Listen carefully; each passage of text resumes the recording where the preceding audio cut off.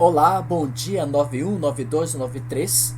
Estamos iniciando mais uma aula de hoje e vamos continuar o assunto que nós falamos na aula passada.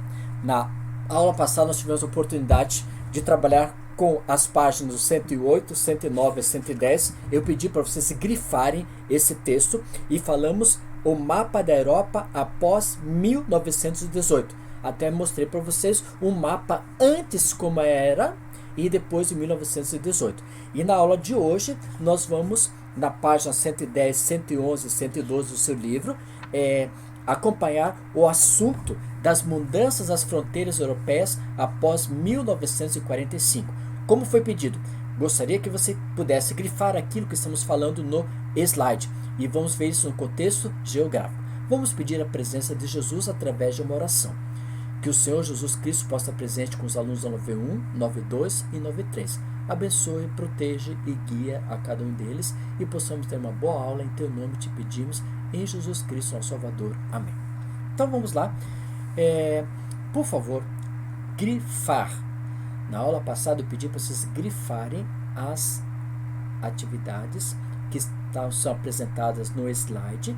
Cada slide tem um ponto importante. Você grifa lá nas páginas. E hoje vai acontecer a mesma coisa também.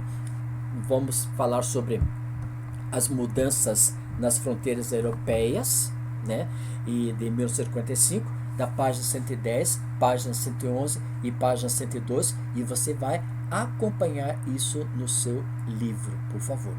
Aqui nós estamos observando a Europa após a Segunda Guerra Mundial. É aquilo que estamos vendo em 1945.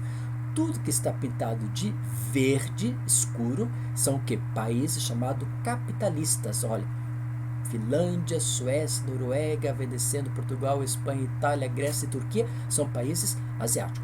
Agora, esses aqui assim são os países chamados socialistas. Socialistas, esse grupo aqui, ó, socialista, né?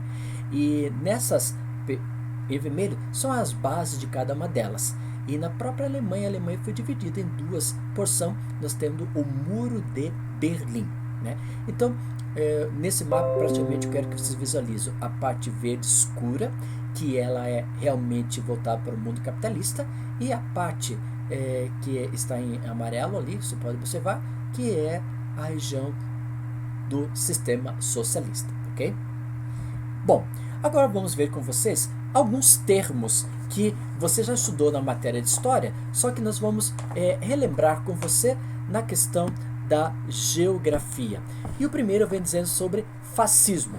Lá na página número 110, você pode observar o seguinte: movimento liderado por Benito Mussolini, que defendia a eliminação da desordem social por meio de um governo rígido, no qual o indivíduo fosse totalmente submisso a quê?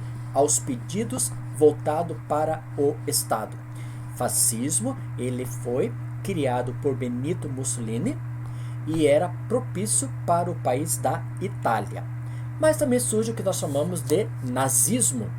E nazismo, termo derivado da sigla NAZI, formada pelas letras iniciais do Partido Nacional Socialista do Nacional Socialista dos Trabalhadores Alemães, representava as ideias de Adolf Hitler, entre as quais a crença de que o povo alemão originado da raça ariana era superior aos demais povos e que tinham o direito de dominar raças inferiores, como judeus, eslavos e outras etnias. Aí nós vemos duas doutrinas, né? Duas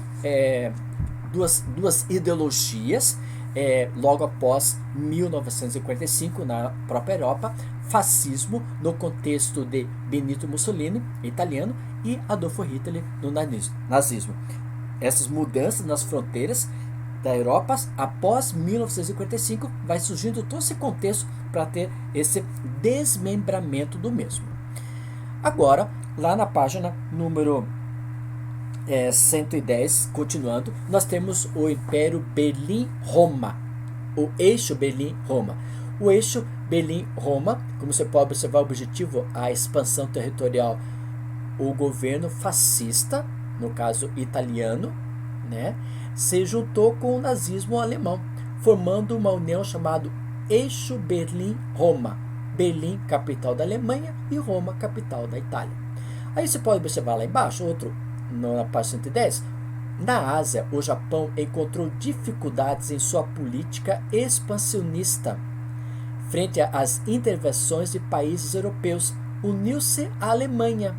Surgiu um outro eixo Roma, Itália, fascista, Berlim, Alemanha, nazismo, e Tóquio, né? Tóquio Tóquio é a capital do Japão, mas não tendo nenhum partido, uma questão ideológica. Então, esses grupos ajuntaram-se nesse período que nós estamos observando de 1945. Aí, em 1942, o que ocorreu em 1942, lá na página 111? Os aliados, França, Inglaterra, Estados Unidos e União Soviética, reconhecendo a Alemanha como o inimigo comum, passaram a dominar a guerra a partir do início de 1942. Agora, em 1945, os confrontos bélicos terminaram em 19 de agosto de 1945, com a rendição do Japão após o lançamento das bombas atômicas em Hiroshima e Nagasaki. E a maior guerra na história da humanidade se caracterizou pelo aperfeiçoamento de técnicas e armas militares, causando destruição na África, na Ásia, principalmente também na Europa. Cerca de 50 milhões de pessoas perderam a vida. Houve mais de 30 milhões de feridos, 20 milhões de órfãos e 190 milhões de refugiados.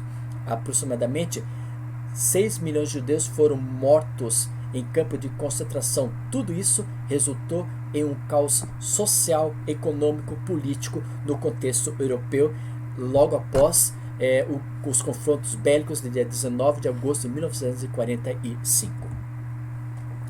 Aí nós temos alguns outros detalhes que ocorreram. A conferência, por exemplo, de Ialta, os planos de reorganização política começaram a ser traçados em fevereiro de 1945, na conferência de Ialta, às margens do Rio Negro. E isso era o quê? O contexto para reorganizar toda a política da situação que estavam enfrentando. Crimeia Russa. Na Crimeia Russa, reuniram-se os líderes da Inglaterra, dos Estados Unidos e da União Soviética com o objetivo de definir o destino da Alemanha e discutir a criação da Organização das Nações Unidas, né? Aí surge essa conferência de Potsdam, que em agosto do mesmo ano de 45, realizou-se a conferência de Potsdam nos subúrbios de Berlim, tá? E esse tribunal de Nuremberg para julgar os criminosos que ocorreram praticamente nessa questão da guerra da Alemanha que nós podemos observar.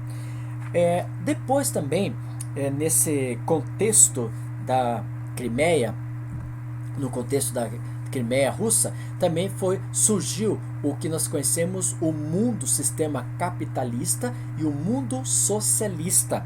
E na aula que vem, que vai ser o número 3, Guerra Fria, o novo traçado geopolítico da Europa, nós vamos trabalhar com vocês essa questão do mundo capitalista, do mundo socialista, que surgiu já nessa reunião da Crimeia russa, reunindo, né, os principais líderes da Inglaterra, Estados Unidos liderando todo esse contexto capitalista, e a Rússia, a União Soviética, liderando todo o sistema socialista, né?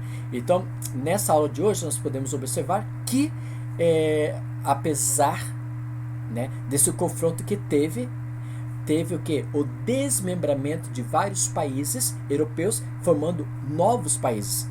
Infelizmente, com a destruição de Hiroshima e Nagasaki através de uma bomba atômica, né, em 19 de agosto de 1945, teve esse grande acidente e incidente no Japão, e aí termina esse contexto da Segunda Grande Guerra Mundial. E na aula que vem vamos ver que aí surge o que nós chamamos de Guerra Fria entre